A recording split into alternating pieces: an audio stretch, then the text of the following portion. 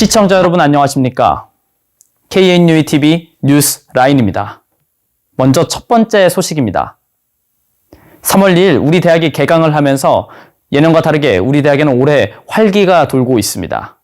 작년과 비교할 때 달라진 우리 대학의 모습을 서동근 기자가 보도합니다. 지난 3월 2일 우리 대학은 개강을 했습니다. 작년 개강이 미루어졌던 것과는 달리 올해는 순조로운 출발을 하였는데 비대면으로 개강하는 수업이 많음에도 많은 학우들이 학내에 머무르고 있습니다. 1, 2학년 사도교육과정 이수를 위해 기숙사가 무료로 제공되는 우리 대학의 특성상 기숙사에 머무르는 학우들도 많습니다. 대부분의 경우 방역 수칙을 잘 준수하고 있으나 개선해야 될 부분도 많아 보입니다. 제1대학에서는 특수교육학, 체육실기 1, 아동문학, 교육사 등의 수업이 대면으로 진행되며 제2대학의 경우 독일어 회화, 프랑스어 문법 1, 중급 중국어 1 등의 수업이 대면으로 진행됩니다. 제3대학의 경우 기상학, 기본 물리학 및 실험, 기본 화학 및 실험 등의 수업이 대면으로 진행됩니다. 제4대학은 국악개론, 서양화, 체육교육론 등의 수업이 대면으로 진행됩니다. 교양, 교직, 청남영양은 모두 비대면으로 진행됩니다. 잠시 운영을 중단했던 학내 복지시설들은 이번 학기도 운영 재개가 불투명합니다. 미래관은 폐관 시간을 9시 30분으로 조정했으나 편의 공간은 여전히 문을 닫았습니다. 여기는 예년이었다면 교양 강의가 대면으로 열리는 교양학관 앞입니다. 하지만 이제는 출입 권한이 없으면 외부인은 내부에 출입할 수 없습니다. 비록 굳게 닫힌 교정 앞이지만 코로나19가 최대한 빨리 종식되어서 여러분을 내년에 이곳에서 뵀으면 하는 바람입니다. KNUE-TV 서동근입니다. 한편 우리 대학 총학생회 물결이 주관하고 저희 KNUE-TV가 송출을 담당했던 2021 새내기 미리배움터 등불이 비대면으로 개최되었습니다. 입학식과 전기 학위 수여식도 비대면으로 개최되었습니다. 보도에 김성현 기자입니다. 2021년 2월 17일 새내기 미리배움터 등불이 비대면으로 개최되었습니다. 코로나19로 인해 새내기 배움터가 취소된 작년과 달리 이번 새내기 미리배움터 등불은 학교 소개, 동아리 홍보, 학과별 자체 프로그램을 위해 실시간 영상 송출과 비대면 회의 프로그램 줌을 이용하여 진행되었습니다.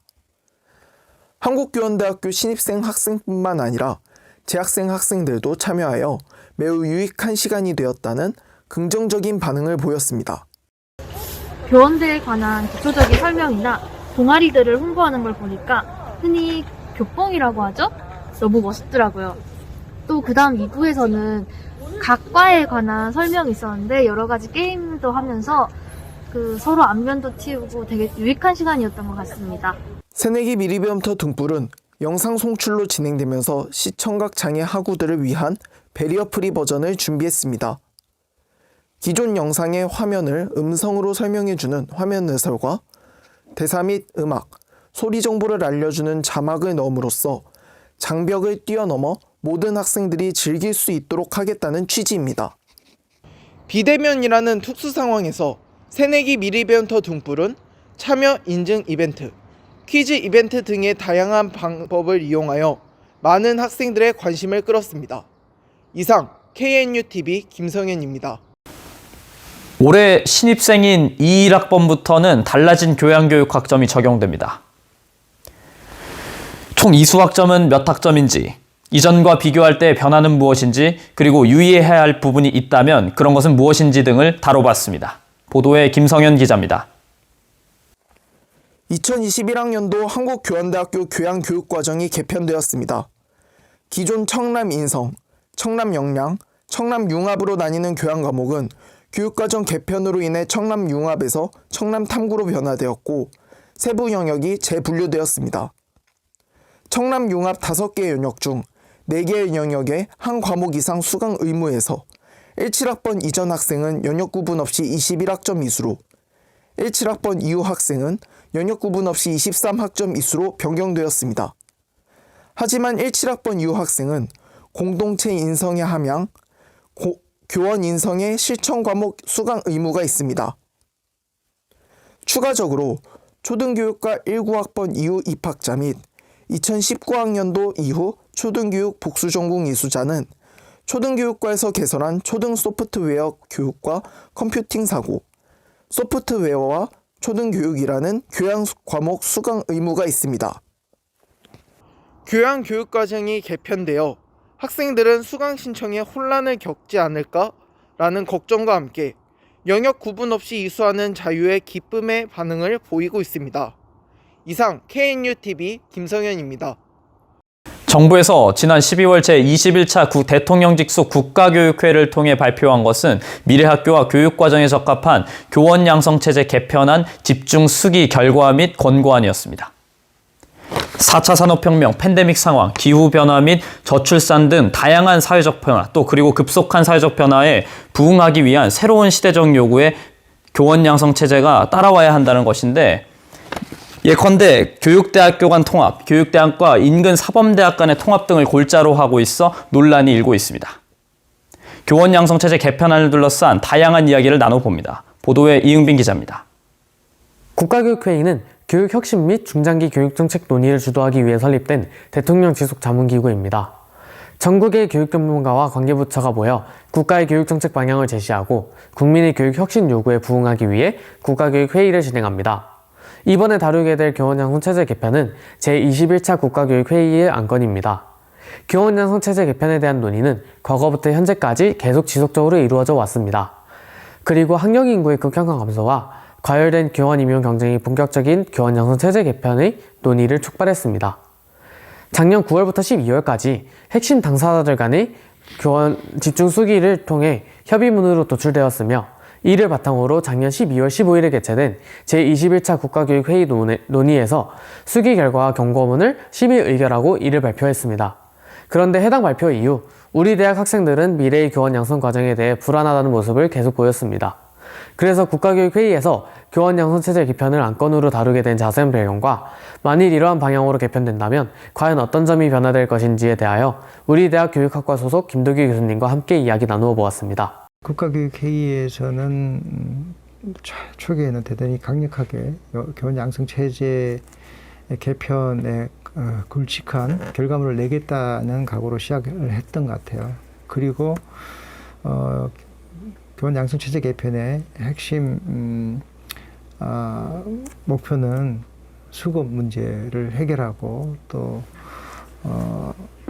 질 높은 교사 양성을 하겠다는 두 가지 목표를 달성하려고 시도를 했었고요. 그것을 교사 양성의 본질적 이유와 비본질적 이유로 이제 얘기할 수 있을 텐데, 저출산 때문에 생기는 교육대학의 입학생, 초등교원 수요의 감소로 인해서 교육대학 졸업생들의 합격률이 대거 떨어지는 것이 더 큰 문제였어요. 중등은 이미 경쟁률이 높았기 때문에 서서히 영향을 주긴 하겠지만, 초등은 굉장히 시급한 문제가 되가지고 사실 초등 문제 때문에 국가교육에서 교원 양성체제 개편 논의를 꺼내들었다라고 해도 과언이 아니고요. 그래서 교육대학을 어떻게 할 것인가가 논의의 초점이었던 것 같아요. 그래서 국가교육에서는 교육대학을 거점 공립대학 안으로 들여보내서 들어보내면서 정원을 줄이고 또 초등과 중등 연계하는 그런 교사 양성을 할 수 있도록 하는 안을 가지고 밀어붙이려고 했던 것 같은데, 그 수기단 내에 다양한 이해관계들이 있었는데, 이제 교육대학에 있는 총장님도 멤버가 있었고 또 기획처장하는 분도 있었고, 이분들이 사실 교육의 수급 문제는 중등이 훨씬 심각한데 초등 더 비교적 덜 문제가 있는 초등을 중등 속으로 집어넣어서 중등 문제는 해결하지 않고 초등 문제를 그 중등 종합대학에 넣는 방식으로 해결하려고 하는 것에 대해서 동의를 하지 않고 설득을 한 끝에 그 모델이 단일한 어떤 모델로 되지 않고 좀 더 고민한 끝에 고민 후에 다시 생각해 보기로 하고 미뤄진 걸로 알고 있습니다. 강 교수님의 말씀으로 비추어 볼 때 중등교원 양성기관 내에 초등교원 양성기관을 귀속시키는 초기 방안에 국한하지 않고 다양한 모델을 활용할 수 있도록 더 수기하는 방향으로 결론이 지어졌음을 확인할 수 있습니다. 더 세분화해서 확인하면 수기 결과 교원 양성 교육과정은 학습자 역량을 강화할 수 있는, 또 교육 실습을 내실화하여 현장 적합성을 높일 수 있는 방향으로의 전환이 필요하다고 말했습니다. 더불어 앞으로의 발전 과정에서 초등교환 양성은 무조건적인 축소를 지향하고 지역적 상황에 따라 다양한 방안을 모색하여 적정 수준으로 조절하는 한편 중등은 양성 경로를 축소하고 체제를 정비하여 양성 교육의 질을 높일 수 있도록 정책적 지원 방향을 마련해야 한다고 말했습니다. 따라서 2021년도 내에 교환 양성 체제 발전 방향이 단계적 추진 방법과 일정을 지시하고 이에 따라 점진적으로 변해갈 수 있도록 변화할 것이라고 협의했습니다. 미래 교육을 책임질 교환 양성 체제를 개편할 수 있다는 것은 교환 전문가와 학자들 뿐만 아니라 교사를 꿈꾸는 학생, 그리고 우리 한국교환대학교 학생들 역시 관심을 가져야 하는 문제입니다. 이상 KNUTV 이응빈입니다.